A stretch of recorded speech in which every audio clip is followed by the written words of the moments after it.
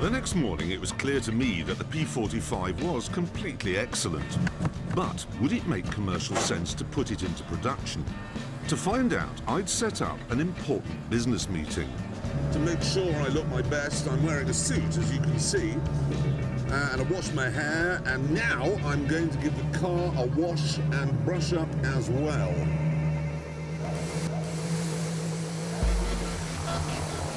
Now, here we go, yes. Ah, it's not warm, it's extremely cold. Oh, yes, people pay many pounds for this in countries. Oh, it's gone quite badly. What's happened here? There's a terrible thing has happened. No, there's a bad thing has happened. I've got completely wedged. With the P45 untangled, I headed off to my big business meeting.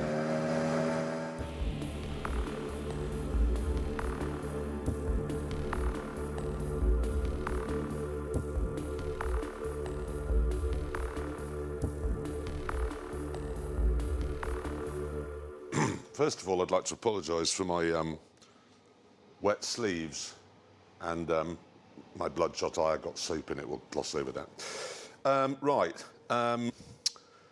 Cars are getting bigger these days. Got a picture here of an original Ford Cortina, which I'm sure you won't remember, Deborah. and the modern Mondeo, which is bigger. And it's the same story with the Golf, and it's the same story with the Fiesta, and it's ridiculous when we live in a country as cramped and as overcrowded as ours. So cars really should be getting smaller, and that is where this comes in. This is my creation, the P45. Now, the idea is you can drive this to a railway station, and then you pop it on the train or a coach or whatever, go to the next city, and then you can use it there as well. It's road legal. Can I just make sure, because I think I might have missed something here. You started apologising why your arms were wet and then didn't explain why. Because they've got water on them. Yeah. I actually do travel back and forward from the West Country on the train. You say you can take that with you. That looks quite big to get on the train. That's because train companies put seats in their carriages, which, of course, they needn't do with this. If you just produced a carriage, you could drive in and just sit there. Hold on a minute. So at the moment, you can't get it on a train? Not as such. No. So you've got to rely on the train companies redesigning their trains for you to get this on the train? Well, redesigning is quite easy. You just take the seats out. OK, yeah, Jeremy, is this your first business venture? Yes. And what would it cost to have one of these on the road? £8,000. £8,000. What would you make them for? It'll cost £4,000 to build. By children, or are you going to get adults? Can you really get children to work in a factory? Because that would be brilliant if you could. Jeremy has asked. You must come and have a look. Theo Paphitis decides to take a closer look. Jeremy, it's shit. It isn't. It is. Totally Why is it? and utter shit. Theo Paphitis thinks Jeremy's car still needs work. What I don't understand why you're not seeing what I'm seeing here. No, we are, Jeremy. Can I just say, I can see exactly what you're looking at. It's just that I can see that it's loopy and you can't. How much of your money have you invested in this? Absolutely none at all. That is the best thing that you've done yet. Do you have a plan? Do you have any financial projection? Do you have any idea the size of the market, how you're going to sell it to that market? Yes. So, size of the market? 1,600 a month. 1,600 a month? Or a year. Well, Jeremy, I'm going to make you an offer. That's the ticket. £1 for 1%. Why would anybody buy this?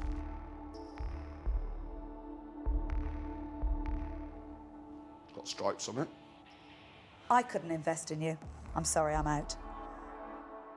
Jeremy, I have to say one thing. It is the smartest I've ever seen you. So congratulations for that. You've made clearly a real effort. However, I can't invest in ridiculous things. So on that basis, Jeremy, I'm going to have to tell you I'm out. Jeremy, it's rubbish.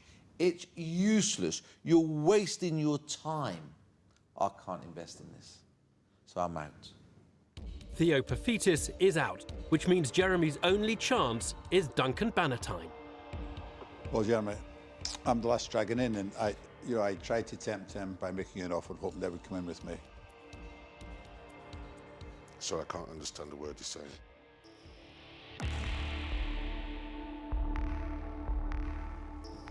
That is, I'm out.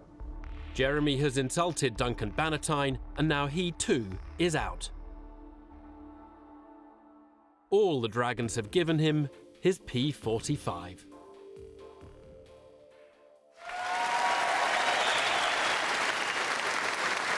Well, I'm sorry.